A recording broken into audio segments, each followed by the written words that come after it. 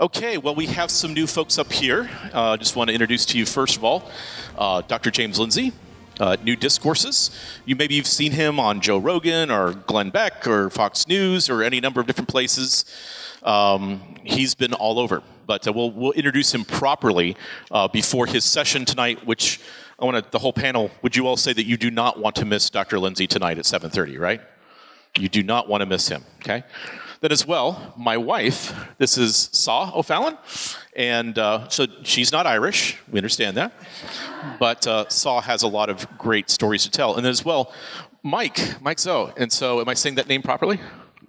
Yes. Okay, fantastic. Well, Mike is joining us as well. We're going to have a few questions for him.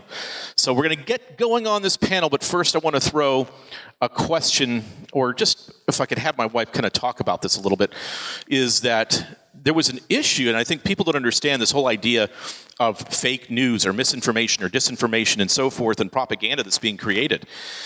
This was something that actually happened quite a bit in Chinese Communist China back in the 1950s and 60s. And Sau, do you want to address that a little bit? Yes. Yes, I want to talk about Mao and how he provoked or he used fake news, especially in that swim of his in July of 1966. He purposely had his own photographers take pictures of him supposedly swimming in the Yangtze River, the largest river in China. He did that so that he can show people, or try to make people think that he's not a doddering old man. He was 72 at the time, but he had just been removed from top power because of that disastrous famine. The Great Leap Forward was a train wreck, and he lost face on that.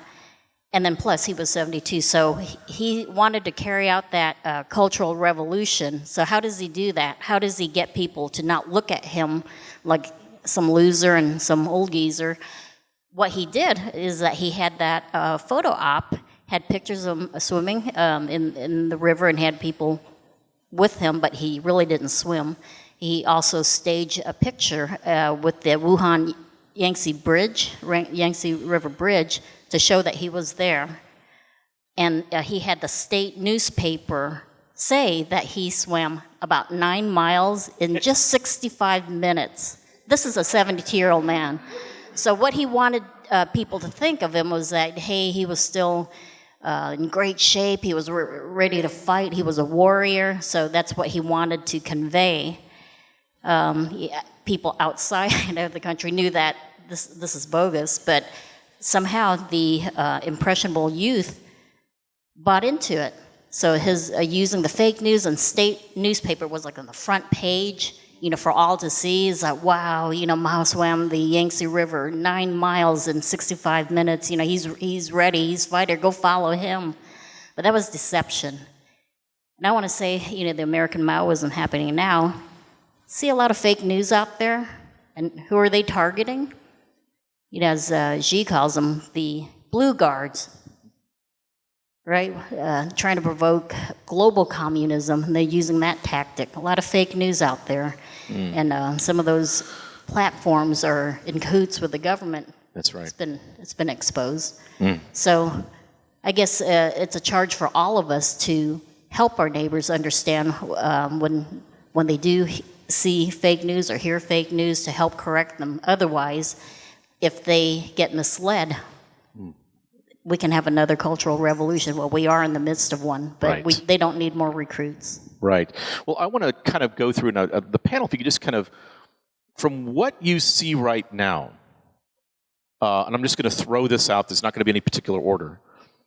The generation that you see now of Asian youth, both from those between the ages of 14 to 18, and then as well from 19, early, college and, early adults and so forth, and then also even into their 40s. What do you see in terms of their understanding or their lack of understanding right now of what's happening around them and what happened with their parents and grandparents to come from China? Where do you see that, and what do you see the issues being? To the panel. Well, they are taken. Taken by the school system. One of the things I think what people have been doing is they trust the institution too much. You know, you don't question when you send your kids to school. You know, you believe that the school will do the right thing. And thank God we have, well, I can't say that, that COVID actually is a blessing in disguise. Without COVID, most parents still have no clue what's been taught. And what's been taught is just so devastating. I've seen too many Chinese kids, absolutely, just like what Lily said, she was trying to educate her parents. And they are trying to educate their parents right now and tell them that they don't understand, that they have privilege just because they are successful, and they don't understand oppression because they are racist. So school is taking our children away from us. I want to Mike. add some comments. Basically, it's not only happening to Asian children, also all younger generations. Oh, yeah, we understand that. I'm just saying, yeah. But many people ask me how to deal with that. Number one, we need to recognize all children have good heart. They want to help the poor, the disadvantaged. That's good. But we need to also teach them. We first say you have good heart, but second, want to teach you, you need develop ability, critical thinking, to really how to judge policy. For example, communism, right?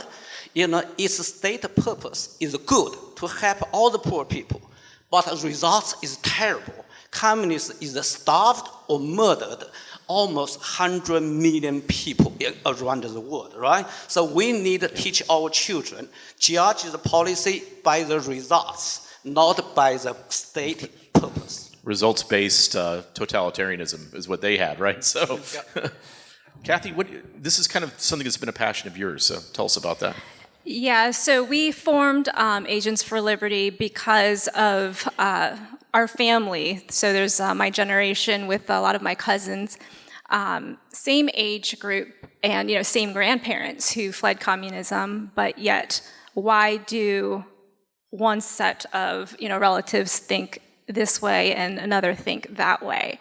But I think a lot of it does come down to education, and our hopes as well is to remember the stories, remember what our relatives have gone through, and those who have been part of the Cultural Revolution, to be able to remember those stories and make them real, and to compare how those things that happened then are happening now. It's difficult, I think, because you see it in media so much, and with the cancel culture, I think that prevents people from speaking up and to actually say what they believe. So we just all have to, if you know what's right, speak up, and that's going to raise other people to do the same. Well, to me, it's like when the affirmative action by the Supreme Court got overturned, all the older generation, like my friends here, are celebrating. Well, after 9 years lawsuit, they won the case. They're quite contrary. You saw the younger generation, Asian Americans, were holding signs like they believe in equity. It's like your parents fight so hard, save money for you to go to best school, and you're holding signs against themselves.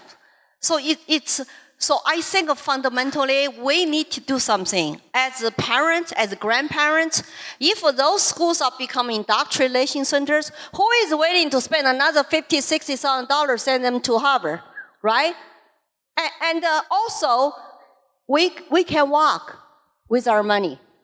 We can exercise our control of our money.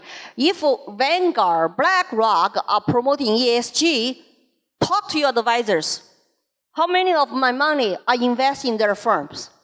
With their funds, pull them out, pull somewhere else. People already moved from blue state to red state. So same thing with education, with our kids, school choice, homeschool, private school, charter school, do whatever we can. Keep our kids like out of those indoctrination centers who might even hate you, demonize you, and don't talk to you later, and desert you, and then regret all their life later. That's the history that we try not to repeat here. I have to add this because it's important. It's the failure of a lot of Chinese parents. I myself fail to tell my child the history of the Chinese Communist Party. It is something I'd rather forget, and I try to forget, and I did not tell my son the horror of communism. I think a lot of the Chinese parents made the same mistake. That's what I'm doing now. That's what I'm trying to tell Americans now. Okay, James? Well, when I think about the young people in this age group you're talking about, I think about the way the left incentivizes their behavior very successfully. And the currency, I mean, we might think in terms of how do we build, if we're in our kind of middle age, ouch, we think about how we might build a profession, build a business, build a home, build, these kinds of very stable structures. If we're getting older, how do we build a legacy? How do I leave something for my children, grandchildren, and so on? If we think about what are kids incentivized by, it's essentially how do I be cool? How do I fit in with the social group? How do I have social currency that means something? They don't have houses yet. They don't have material things that are big investments. They haven't built things yet. And so the American Marxists have been very successful at making identity-based oppression the most valuable social currency for young people. And so they cobble together these identity groups. You all know about the acronym, the LGBTQ plus hot dog emoji one that you can dump kids into, and then they get positive social credit is what it boils down to. With their peers. We could go into lots of stories about that, but there's another 6-letter acronym you may not have heard that I sometimes only give it with four letters, but it's AANHPI. And we're supposed to stop AANHPI hate. Now, NH does not stand for New Hampshire. This is Asian American, Native Hawaiian, and Pacific Islander, as if those are one culture. I mean, this is literally like the start of a bad joke. A Chinese American, a Japanese American, and a Korean American walk into a bar, and the bartender says, "You all have the same culture." If you know, you know. These are not the same culture. They do not necessarily get along. There's not actually even such thing as an Asian American, if you look at it on the kind of cultural politics scene. They come from different backgrounds. But the idea is that they can create these kind of solidarity politics and get the kids to think of themselves as victims. So in addition to, and I agree completely with this point, that we must start educating our young people about the history and the truth and the realities and the horrors of communism, which they don't know, so they get taken in by the sales pitch. They see the pretty picture on the outside of the box, and when they open up inside, they're going to find out that death is inside. What they also have to be taught about is this kind of victor over victim mentality. They have to understand that they can be whoever they want to be, not in the LGBTQ plus hot dog emoji sense, but they can make of their lives what they want to make of their lives if they're willing to work hard, be successful, work with other people, do things. And it's not all about this victimhood identity culture. In fact, in the language, I know this is a slightly older room, but in the language of the kids, it's very cringe. To be cashing in on what you look like is cringe. And that's their slang. You should learn some of their slang. It helps you talking to them. That, I think, is actually going to be very important, because the things that we want them to value, they have to grow into valuing. And so talking to them in terms of the language that they actually understand, the economy that they actually operate in, which is this social economy, which has been weaponized to radicalize them, is so important. So what they've done is created this opportunity for kids that can adopt any kind of banner of a minority, oppressed minority status, and now you're cool. But if you don't, you're some kind of a traitor, or you're a boring person, or whatever. The story with the LGBT earlier, we did a thing at Turning Point last week down in West Palm, and Charlie Kirk asked from the stage in a room of 700 young people, how many of you go to school in a social environment? These are high school and college kids. Go to school in a social environment where it is considered cooler to be gay than straight, and everybody raised their hand. The social experience that they're having is that it's cooler to be a victim than anything else. And until we start to break the spell as the older generation for the youngers, and they're getting reinforced at their schools, we have to break the spell that victim mentality is going to get you nowhere. It's really ugly, it's embarrassing, it's not in line with your dignity. If you're Christian, it's not in line with being made in the image of God. You've got to lift yourself up and stop thinking this way. If we don't do that, then we can't get them out of this kind of victimhood mindset, because the victimhood mindset's incentivized. And I see that very strongly with the NHPI, we have to stop NHPI hate. Stop AAPI hate was a huge Democratic push while they were trying to make sure they could continue discriminating against Asians at Harvard. As a matter of fact, Ted Cruz put forth an amendment. Nobody knows about this. He put forth an amendment when they were doing the Stop AAPI Hate fake bill that they put through, and he said, okay, if you want to stop AAPI hate, let's make it illegal. Let's put an amendment in this bill you're passing, this symbolic bill. Let's put an amendment in it that says you cannot discriminate at all against anybody, including Asian Americans particularly, in college and university admissions. And every Democrat voted against it. Yep. Every single one. And so they've created a reservoir of cultural cool to pretend that your life stinks. Meanwhile, they turn around and disenfranchise you on the other side with these campaigns like Stop AAPI Hate, where they're the ones that are actually doing the hate and then blaming it on everybody else. We've got to break that spell. Right. Sau, did you have something you wanted to? Oh, yes, in talking about, parents to the children and teaching about the horrors of communism and Mao. Now, I will say my parents didn't teach me about them when I was growing up.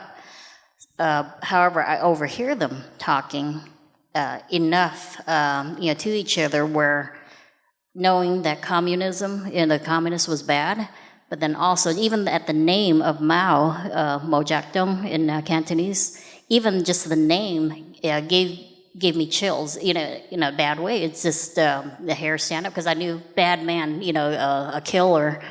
So I just hope that, in our generation, we can have them know that the communism, is so horrific that, even at the name of it and recognize it, and they have different names, but just to know it enough where, the hair on the back of their neck should stand. Right. Just like it did when I heard Mao's name through my parents indirectly. Yeah, it's incredible that the name of Mao Zedong is not met with disgust like the name of Hitler or Stalin or Lenin or some of the other Robespierre. All of these men were tyrants. All of these men in their own way were progressive in what they were trying to accomplish. But what I would go to is right, I want to go back to Mike for a moment, and then I want Lily and Xi and everybody to kind of follow up, and this is especially something that James Lindsay's been working on. James has a book that's available back there called The Marxification of Education, which is an absolutely necessary book that you must read.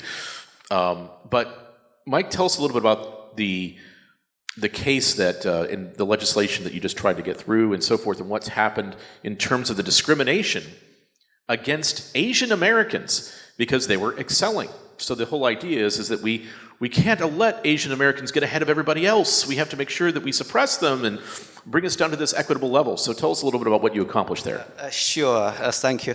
Basically, what is the radical left? They have so-called racial equity, that kind of ideology. So they want equal results, similar to communism, right? So they found out Asians work very hard. They called overrepresented, right? So, they began to use affirmative action to discriminate against Asian. Actually, Asian community already filed the first civil rights complaint against Harvard in 1988. And we launched grassroots movement recently in 2014. But in that year, Mr. Edward Bloom, who led the formed organization called Students for Fair Admission, and filed lawsuits against Harvard and University of North Carolina, joined our fight, bring the resources, the top talents. What happened was the radical left, NPR started attack Mr. Edward Bloom, said he is right-wing activist. He does not represent Asian. So myself and a co-founder of AACE, Asian American Coalition for Education, we decide we need to speak out. We know to change affirmative action, this kind of major law, you have to win not only the court of law, also in the court of public opinions. So we file civil rights complaint, we mobilize, today, 360 Asian American organizations. We, change the public opinion, fight, and also encourage students to join the fight, organize rallies. So this is great example of how conservative and Asian community work together. Finally, we defeated the affirmative action. That is a great victory for Asian and all Americans. Yeah, that's good job.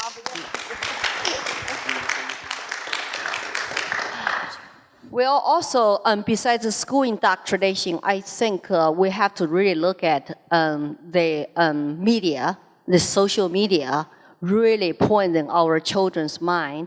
Like, I know that the Chinese consulate actually are involved when they organize young Asian Americans go out, hold the sign, stop Asian hate, Asian lives matter, but silent when our children were discriminated.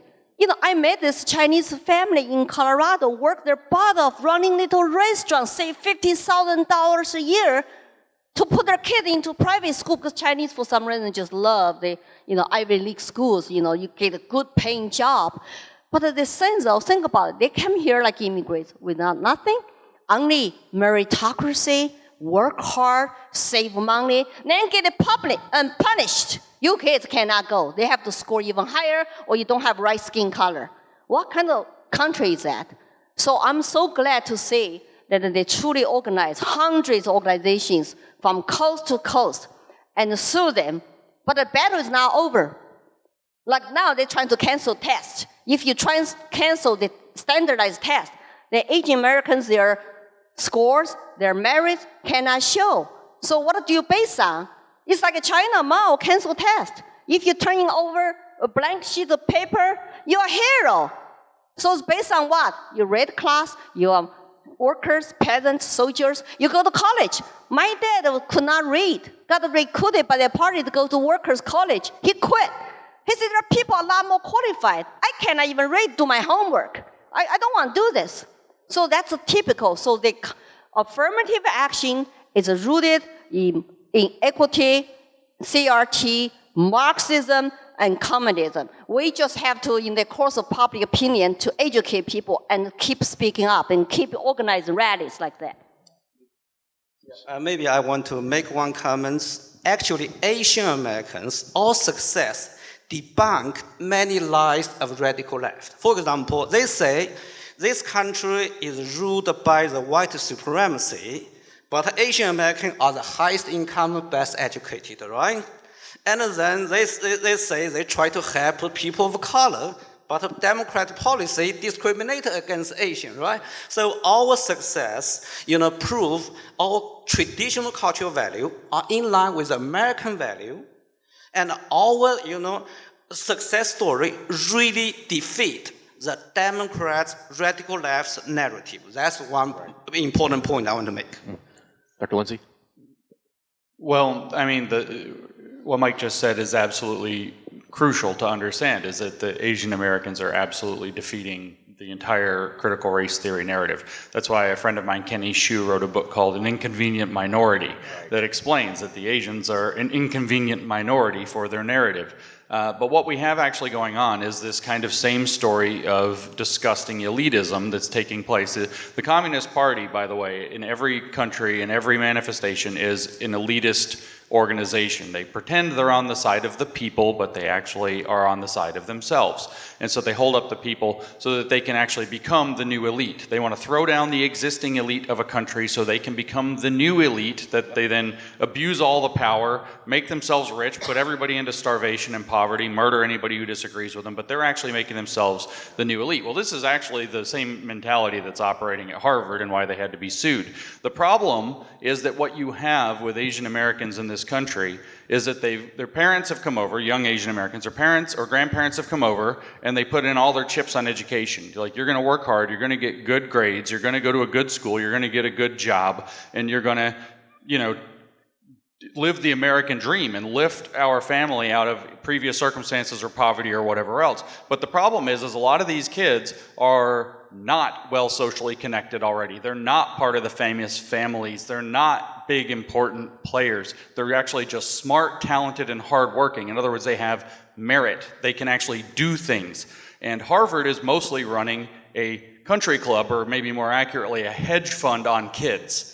what they're doing is they're running a program where we scratch your back to get you into Harvard, and in return, you scratch our back later. Well, merit doesn't actually square with that. It's an elitist training camp is what it actually is. So they need to have their pantsuit off of them, because what it's doing is it's undercutting merit across the board. If our most elite colleges are no longer selecting for the most, I'll just yell. For the most talent, whoa, that one's louder. For the most talented kids, then what we're doing is we're undercutting the American economy, the American future, and not just these kids. And so that's the thing they had to stop. They don't want low social connection. I mean, we're talking in New York City, for example, there's these very elite high schools. They're 100%, you take a test, you get in. The top 200 kids, they get in, period. They don't ask your name. You have a number you put on. It's coded to you. You take the test. Well, number 604 got the best score, so they're in. That's it. And then they look up and, oh, this number 604 or whatever, some Asian kid from Bronx or whatever, so he gets to go to the school.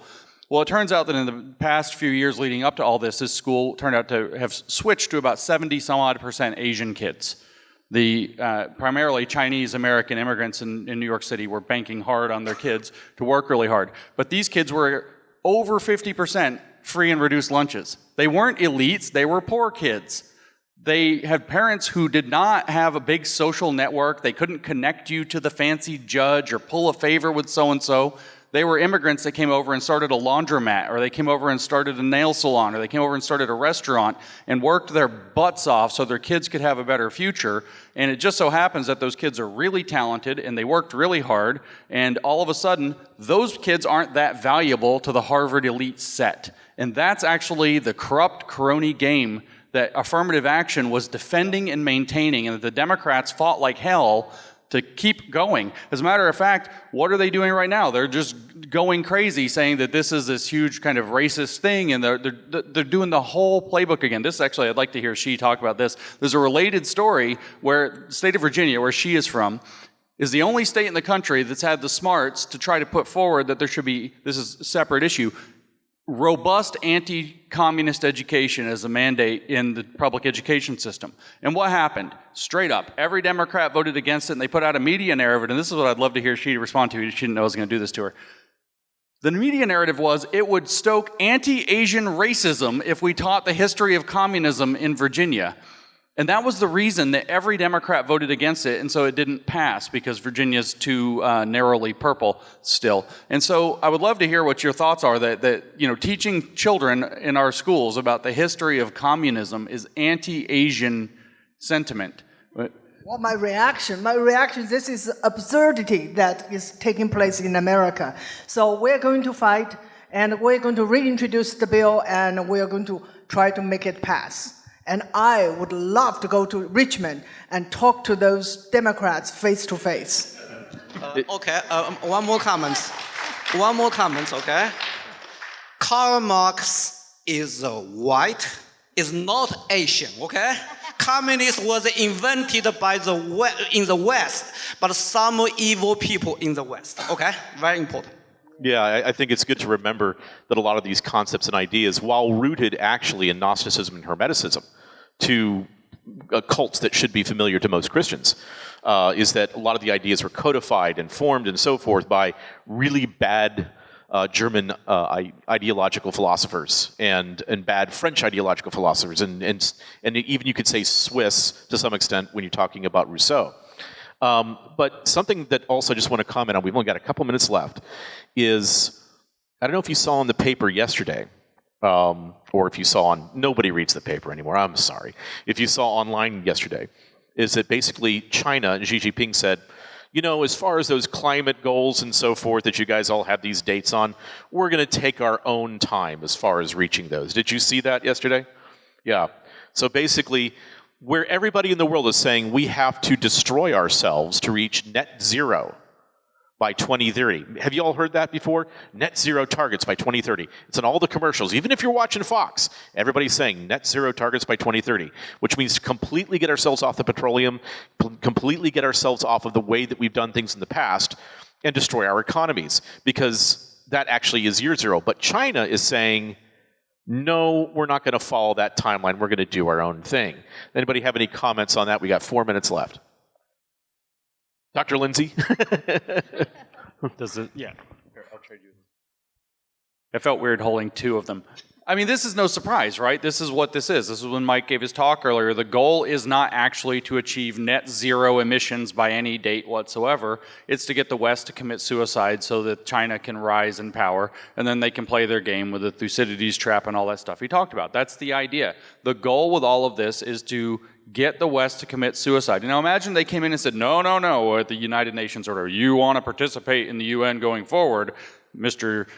Xi, what you're going to have to do is you're going to have to get on board too. He's just going to say, no. And what are they going to do? Okay.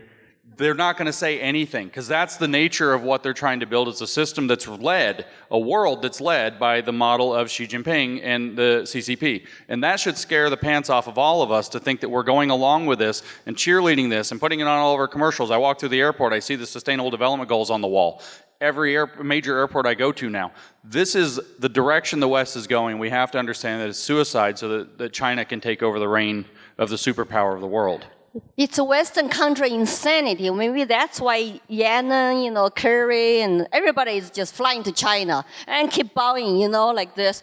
I mean, like it's very, very, very embarrassing for us to say, Plus, what do they help? When they push like this Green New Deal and United Agenda 2030, achieve net zero, whatever, it actually benefits China economy. They invited big Chinese company in Michigan, use taxpayers' money to build a battery factory, and this company is a CCP and PLA company, but they have 80% of battery market. And then all this government money, taxpayers' money, they want to say, hey, can you come here, create jobs, and we need green new jobs. And then the official signed 5 years non-disclosure agreement with Chinese company. It's like, what? Which side are you on? What do you have to hide, right?